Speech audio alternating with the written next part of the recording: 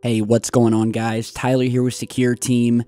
Well, we have a very interesting breaking story today after an independent research website by the name of The Black Vault got a hold of some very eye-catching material after filing a Release of Information Act with the United States Department of Agriculture. And he basically asked them for any type of files or documentation that related to aliens or UFOs that had occurred in any of the U.S. national forests and parks.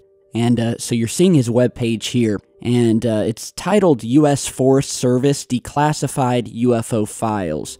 And he gives a background here, talking about how the United States Forest Service manages and protects 154 national forests and 20 grasslands over 43 states. And just this past November, he again requested an FOAI and received a packet of documents just a few days ago on February 7th, which he then posted to his website, theblackvault.com, which I will post down in the video description. And by the way, the Black Vault describes itself as the largest privately run online repository of declassified government documents. So that's pretty cool, and I highly suggest you guys go over and check it out.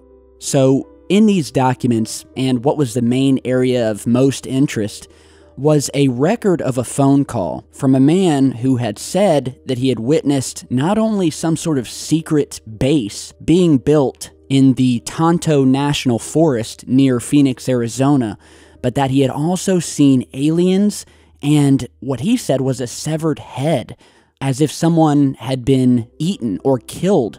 And so the email was sent by the department to all U.S. Forest Service engineers detailing this encounter. And I will go ahead and read you the email here. So the subject of the email you're reading here, and again, you can download this PDF on the Black Vault website, says, subject, secret government installation being built in the Salt River Canyon area on the TNF. Call-in report today at front desk. The letter then goes on to say, quote, to all, David received a call this morning at the front desk from a male caller reporting the construction of a secret government installation upstream from the Salt River Canyon past Pinal Creek, upstream from Roosevelt Lake. Aliens and at least one detached head are involved. Caller claims to have seen construction cranes coming out of the side of cliffs, miniature stealth planes, UFOs, aliens, and people working together at the site. Aliens eating people. He found a severed head and claims to have pictures of some of this stuff.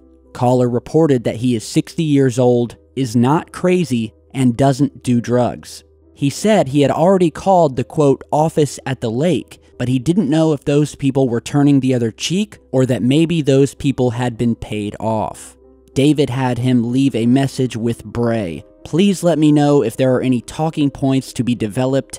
I'm sure the Phoenix media will be all over this. Thanks. P.S. David and I aren't doing drugs either. Alright, so obviously the Forestry Service was having a laugh at this letter, as they usually do. I mean, usually when there are any type of UFO or alien encounters, whether it be abductions, sightings, and I have personal experience with this, and talking to people who have gone through this, you're basically laughed at when you go to any type of person in power, an authority figure, a policeman, any kind of entity that does not understand this phenomenon, thinks it's all a joke, and you go in and you report something, and all the guys and gals have a good laugh at you after you turn your back and leave. So, again, this occurred sometime in 2013. And this letter, as crazy as it may sound at first, rings very true to me. Because as many of you know, I receive hundreds of emails each day from people all over the world telling me their stories, talking about their sightings, whether they've been abducted, or otherwise just some crazy stuff that they've seen or been involved with. And I can tell you, I have heard much crazier stories than this from some very legitimate, uncrazy people. And many of them use the same words at the end of these stories where they will reiterate to me multiple times that they are not crazy, that they are not on drugs, and for me to please believe them, and that they have no one else to turn to. And these are people who have contacted law enforcement and basically have used up any outlet they could to get their story out. And of course, everybody just brushes them off, and then finally they get in touch with me because at least they know that I have experience in such a taboo subject and will be more inclined to believe them. And like I said, if we just turned our backs and laughed at every type of crazy alien story, this research wouldn't exist, because what we have come to find out is that many of these stories and incidents are real, did happen, and when there is evidence put forth to back them up, well, all of these authority figures and entities are silent.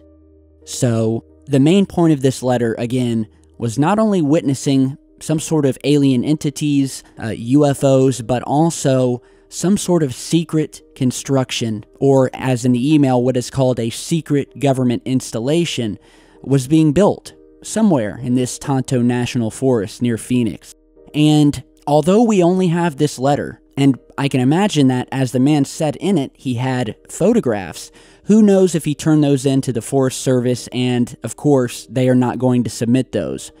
But I would love to get in touch with this man, whoever he is. Of course, the Forest Service redacts all of the information as to who sends these letters, and I think they do this for a very good reason. Not just keeping people anonymous, but it keeps people like us from being able to investigate further. But this whole concept of strange activity, secret installations found within our national parks and forests is nothing new. In fact, one of the main hubs of UFO activity and abductions occurs in these desolate, massive forests and parks. And today we'll go ahead and kind of discuss some of the most prevalent cases where things like this have happened before. Many of you have probably heard of the Travis Walton incident. And if you haven't, it's one of, if not the most famous UFO or alien abduction incident to have ever taken place, and refers to an American logger by the name of Travis Walton, who was abducted by a UFO on November 5th, 1975, while working with a logging crew in, once again, a national forest located in Arizona.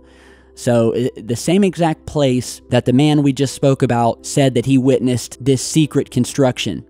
And Arizona has one of the highest activity rates of UFO sightings. And that just happens to be where Travis Walton was when he was abducted. He was in the forest on a logging crew, and he was abducted and disappeared for 5 days, nearly a week, before just reappearing after search parties had been looking for him for that previous 5 days.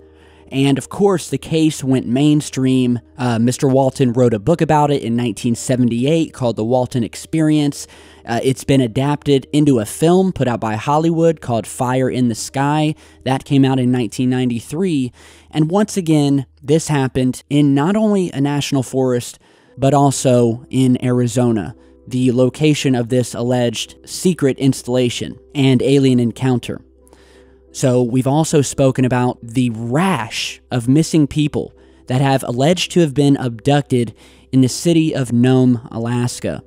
If you remember a couple years back, and I'm pretty sure I spoke about this in one of my recent videos, but there was a film put out, and I had recommended it in one of my videos. It's called The Fourth Kind, and it's a crazy, creepy, haunting film that is based on all of these people that have gone missing in the isolated area surrounding Nome, Alaska. That's what it's based off of. And for those of you who don't know, Nome, Alaska has been kind of haunted by this rash of disappearances. And by the way, the state of Alaska is known for the highest rates of disappearances in the entire United States. And so back to this film called The Fourth Kind, which was based on these mysterious disappearances of people in this city, which really did happen. In 2005, homicide detectives did in fact investigate the mysterious, unsolved disappearances of 24 people that had taken place in Nome between the 1960s and 2004. which initially had caused the locals to think that there was a serial killer involved. But that was later found out to be false. There was no serial killer, but something was happening. Now, of course, the people who operate in Nome, Alaska, the high-ups, they didn't want their town tarnished and lose out on all of the revenue that they could make from people vacationing there.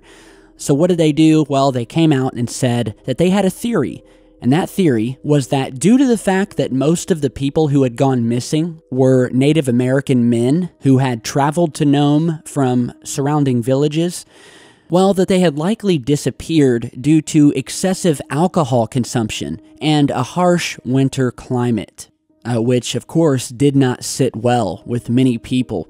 And it was obvious that they were attempting to cover something up because it's much easier to label a bunch of Indians drunks, which is a widely known stereotype that have been put to Indian men, than it is to release the truth to the public. However, UFO sightings in not only Nome, Alaska, but across the entire state continue to outnumber every other state in the Union, and the disappearances alone in this state, and we're talking about thousands of people. Now, surely some of those can be chalked up to, well, Alaska's just a isolated, mountainous, cold place, so it may be easy for people to hurt themselves, slip into a crack somewhere, and never be found. But you cannot apply that excuse to everything, not with all of the sightings that have come out of here and the mystery surrounding these disappearances in Nome. Now, I'm sure many of you have heard of the Brown Mountain Lights, which again is such a popular topic that it too had a movie based on it that actually came out recently, and it's called Alien Abduction. Also, a really cool film which gives its take on the legendary North Carolina phenomenon known as the Brown Mountain Lights. And basically, what has gone on here is that there's an area in North Carolina called Brown Mountain, and it's a very long, low-lying ridge on the border of Burke and Cadwell counties in western North Carolina, most of it belonging to the National Forest. But for over 800 years, people have been reporting on and witnessing these mysterious, ghostly lights that have been witnessed flaring out, slowly moving or creeping by throughout the trees late at night. Some of the earliest reports of these lights came from Cherokee Indians, settlers, and even Civil War soldiers.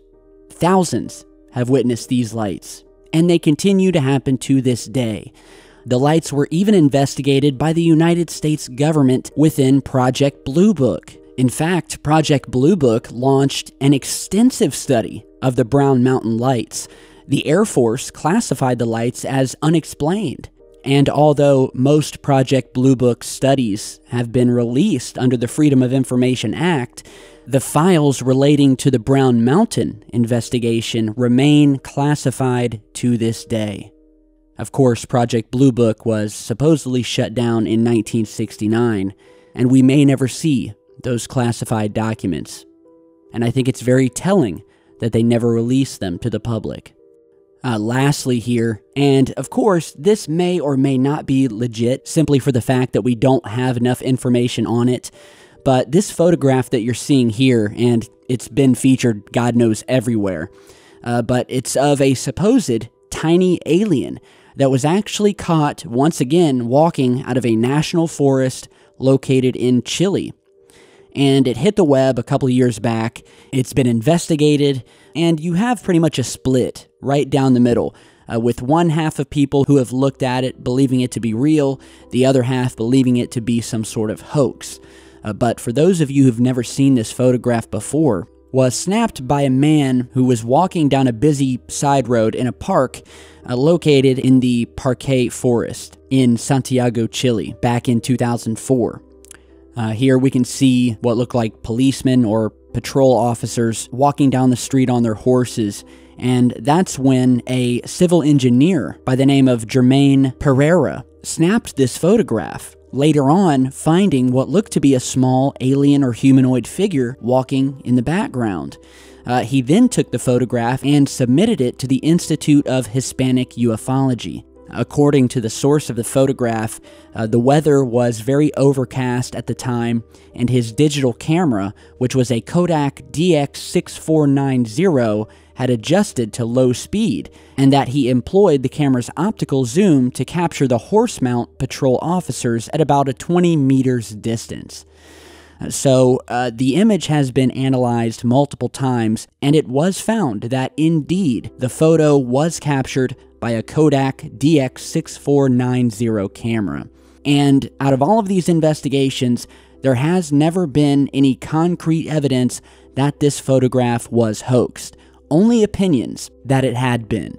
It's just a photograph. We don't have any more information, but we do know that it was snapped by a camera. There was no evidence that it had been put into Photoshop back in 2004, and the man who snapped it sticks by his story.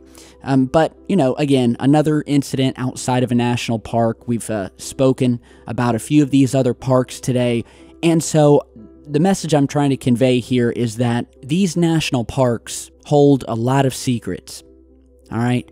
We've spoken about these secret military installations and how many of them are built either above, but most of them underground and underneath the soil of these national parks. Yellowstone, for instance, is shrouded in its own mystery and is widely believed to not only be a hub of strange alien activity, but to also hold a massive secret underground base. And it's the perfect cover for these types of installations and activities because they're protected by the government, and there are some places that you cannot go. So it's the perfect cover. And again, back to this new letter, you guys can head over and download it from the blackvault.com website. Check it out, and big thanks to John Greenwald, who is the founder and operator of the website. So, of course, let me know what you guys think. If you have your own experiences in one of these national parks, do let me know down in the comments or shoot me an email and I will get back with you as soon as possible. So again, thanks for stopping by, guys, and be sure to stick around because I've got a lot more coming, and I'll see you back here in just a bit.